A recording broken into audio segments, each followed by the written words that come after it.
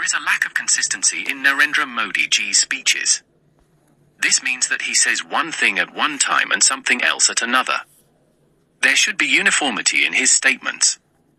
In this context, I would like to refer to his speech delivered from the Red Fort on August 15, 2025, on the occasion of Independence Day. He had previously claimed that the military had been given full freedom to act against Pakistan. However, later it was reported that when the conflict escalated, the Indian government imposed a ceasefire. This renders his claim of giving the military freedom meaningless. On August 15, he reiterated the same point, even though it had already been reported, citing military officials, that the government had instructed the army not to attack Pakistan's military bases. This led to significant losses for India, with the possibility of at least 5 fighter jets, including one Rafale, being shot down by Pakistan. In this light, Narendra Modi ji's claims hold no value, as he appears to speak untruths even on matters of national security, and that too from the Red Fort on Independence Day. This is highly concerning, as it raises questions about what the Prime Minister might say and when. He says one thing publicly but gives different instructions to officials. He avoids war when it is time to fight, yet talks of war when the conflict is over. This creates a highly contradictory situation. I would say that the dignity associated with the Prime Minister's statements in India's parliamentary tradition has significantly diminished. By chance, I had the opportunity to hear Indira Gandhi speak at the Red Fort in 1980 when I had gone to Delhi from Bihar for postgraduate admission at Jawaharlal Nehru University and Delhi after completing my graduation. However, I could not secure admission at Delhi University due to failing the written test. Subsequently, I pursued my postgraduate studies at my alma mater, Bhagalpur University. During that time, in 1981, after an excursion tour to Kashmir with a student delegation, I had the chance to meet Indira Gandhi at her Safdarjung Road residence in Delhi.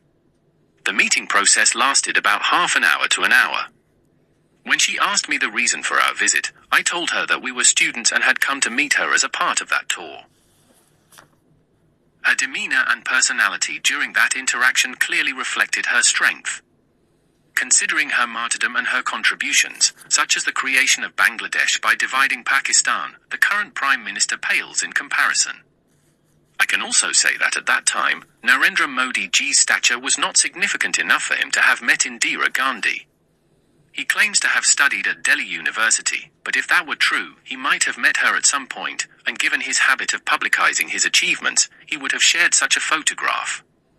For instance, we know that Sitaram Yechury, when he was a student at JNU, had a photograph with Indira Gandhi.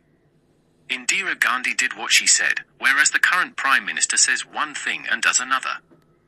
Sometimes he makes grand statements but takes no action. I had previously raised objections to this on May 5, 2025, through a X post when Narendra Modi claimed that he had given full freedom to the military. I pointed out that in a democratic system, the military cannot make decisions independently.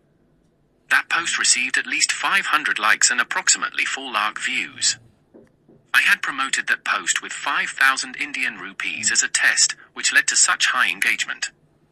However, after Operation Sindoor on May 7th, by May 10th, it became global news that Narendra Modi was pressured by the United States through trade threats to enforce a ceasefire. This ceasefire was an insult to the martyrs of April 22nd in Pahalgam and those killed in the Pakistani shelling after Operation Sindoor. Many civilians and soldiers near the LOC lost their lives in that shelling. At that time, the nation was in a mood to teach Pakistan a lesson, and the army was prepared for war. Yet, Narendra Modi succumbed to foreign pressure and agreed to a ceasefire. Subsequently, the US imposed tariffs on India, using oil purchases as an excuse to pressure Russia. The claim that Narendra Modi is helping Russia is false. He acts like a businessman, buying oil from Russia for his own interests. If his interests align with Ukraine tomorrow, he will start buying oil from there. He also buys oil from Iran. He has no clear policy, and Russia should be cautious in this regard. Similarly, the seriousness of his other statements made on August 15, 2025, can be understood as baseless. The country will only benefit if Narendra Modi ji steps down from power as soon as possible. Thank you.